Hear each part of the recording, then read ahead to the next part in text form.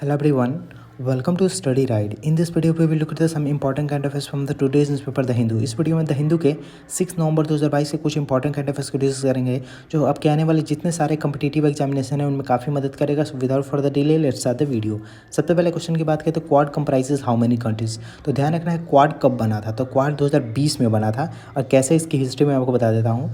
एक मालाबार एक्सरसाइज है जो कि मैंने यहाँ पे क्वेश्चन भी पूछा है। मालाबार एक मल्टीलेटरल नेवल एक्सरसाइज, ये जब एक्सरसाइज स्टार्ट हुआ मालाबार एक्सरसाइज 1992 में स्टार्ट हुआ था इंडिया और यूएसए के बीच। तो ध्यान रखना है एग्जाम में जैसे क्वेश्चन आए वैसे मार्क करना है। मालाबार जो एक्सरसाइज है वो इंडिया और यूएसए के बीच स्टार्ट हुआ था 1992 में, लेकिन उसको जापान ने ज्वाइन किया कब। तो 2015 में जापान ने ज्वाइन किया तो वो हो गया ट्राईलेटरल एक्सरसाइज। जब मालाबार एक्सरसाइज था वो बाईलेटरल था जब इंडिया और यूएसए था। जब जापान ने 2015 में ज्वाइन किया तो वो हो गया ट्राईलेटरल, और फिर ऑस्ट्रेलिया ने इसको ज्वाइन कर लिया कब। तो 2020 में, तब से ये हो गया क्वाड्रिलेटरल, तो जिसको हम लोग क्वाड कंट्रीज भी कहते हैं। तो इंडिया, ऑस्ट्रेलिया, जापान और यूएसए टोटल 4 कंट्रीज है क्वाड में। तो ये है हिस्ट्री क्वाड की, जैसे बात आपको ध्यान रखना है।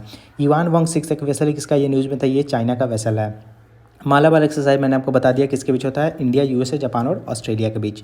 और ये मालाबार एक्सरसाइज इस पर कहाँ पे होगा, तो इस पर होगा जापान में। जापान का एक जगह है योकोसुका वहाँ पे होगा जापान में, ठीक है।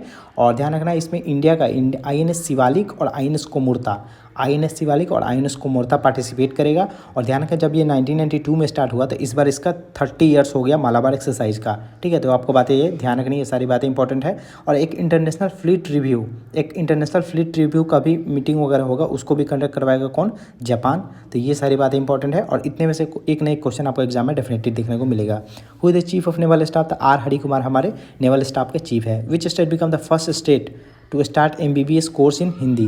तो पहला स्टेट कौन बना जो कि एमबीबीएस कोर्स हिंदी में स्टार्ट किया, तो वो बना था हमारा एमपी, ठीक है। और अब दूसरा स्टेट बनेगा उत्तराखंड, तो ये भी ध्यान रखना है, सेकंड स्टेट बनेगा उत्तराखंड। और उत्तराखंड की बात करें तो उत्तराखंड पहला स्टेट है जो कि नेशनल एजुकेशन पॉलिसी जो 2020 का है उसको प्री प्राइमरी लेवल पे इंप्लीमेंट करने वाला पहला स्टेट कौन है, तो वो है उत्तराखंड, ध्यान रखना है। और नेशनल एजुकेशन पॉलिसी को अपनाने वाला पहला स्टेट था कर्नाटका, लेकिन नेशनल एजुकेशन पॉलिसी को प्री प्राइमरी लेवल पे इंप्लीमेंट करने वाला स्टेट था पहला Uttarakhand. 15th urban mobility conference कहाँ पे हुआ, तो ये कोची केरला में हुआ है। और यहाँ पे ऐसा कहा गया कि जो इंडिया है वो 3rd लार्जेस्ट मेट्रो नेटवर्क बन जाएगा जापान और साउथ कोरिया को ओवरटेक करके। तो ये सारी बातें आपको ध्यान रखनी है।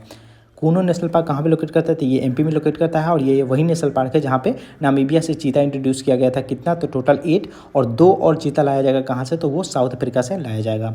Who will become the United nation resident coordinator for China. ये इंपॉर्टेंट इसलिए है क्योंकि एक इंडियन मिलिट्री पर्सनल थे सिद्धार्थ चटर्जी, वो बने हैं United nation resident coordinator China के लिए। Who was independent India's first voter. India के पहले वोटर कौन थे, तो श्याम शरण नेगी जो कि इंडिया के पहले वोटर थे। जब ये 31 ईयर के थे तो उस टाइम इन्होंने सबसे पहली बार वोट किया था। इनका रिसेंटली देहांत हो गया है, कब, तो 106 साल की उम्र में इनका रिसेंटली देहांत हो गया है। और ये 3 दिन पहले ही 34th अपना वोटिंग किए थे। तो ये इंपॉर्टेंट व्यक्ति थे। और ये कहाँ से के थे, तो ये हिमाचल प्रदेश के थे। ये सारी बातें आपको ध्यान रखनी है। COP27 इस बार कहाँ पे हुआ, तो इजिप्ट के शर्म शेख शहर है वहाँ पे होगा। और ध्यान रखें COP को हम लोग United Nation climate change conference भी कहते हैं। तो एग्जाम में ऐसे भी आ सकता है कि इस बार United Nation climate change conference कहाँ पे होगा, तो इजिप्ट के शर्म शेख शहर में होगा। Which state reported the highest number of death due to snake bite. ये इंपॉर्टेंट है, तो यूपी में सबसे ज़्यादा डेथ होता है स्नैक बाइट से, ठीक है। और सेकंड पे कौन सा स्टेट आता है, तो सेकंड पे एमपी और थर्ड पे राजस्थान। तो 3 स्टेट ध्यान रखना है, यूपी फर्स्ट पे, सेकंड पे एमपी और थर्ड पे राजस्थान। और इंडिया में लगभग 64,000 जो डेथ होता है वो स्नैक बाइट से हर साल होता है। और इसको हाफ करने का टारगेट है 2030 तक। हमको जो स्नैक बाइट का डेथ है उसको हाफ करने का टारगेट है 2030 तक। ये सारी बातें आपको ध्यान रखनी है। और स्नैक बाइट जो है एक नेग्लेक्टेड ट्रॉपिकल डिजीज़ है।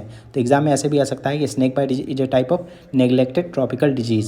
Which country launched the COVID-19 vaccine that can inhale through mouth। मतलब माउथ के थ्रू हम लोग कोविड वैक्सीन ले सकते हैं, तो वो चाइना ने लॉन्च किया था। और चाइना की किस कंपनी ने लॉन्च किया था, तो कॉन्सिनो बायोलॉजिक्स ने लॉन्च किया था ये vaccine. UNFPA UNICEF global programme, ये रिसेंटली न्यूज़ में था। ये एक कमेटी बनाई गई है, ठीक है, वर्ल्ड वाइड पे। तो वो हर कंट्री जाकर विजिट कर रही है वहाँ पे चाइल्ड मैरिज वगैरह को ख़त्म करने के लिए। तो ये रिसेंटली अब इंडिया में विजिट करेगी, इसलिए ये न्यूज़ में था, ध्यान रखना है। और चाइल्ड मैरिज हमको कब तक ख़त्म करना है, तो 2030 तक हमको चाइल्ड मैरिज ख़त्म करना है। और एक इससे चाइल्ड मैरिज से रिलेटेड मुझे एक बात याद आ रही कि उड़ीसा का पहला डिस्ट्रिक्ट था, मतलब भारत का पहला डिस्ट्रिक्ट गंजम डिस्ट्रिक्ट जो कि उड़ीसा का है, वो चाइल्ड मैरिज फ्री डिस्ट्रिक्ट बना था।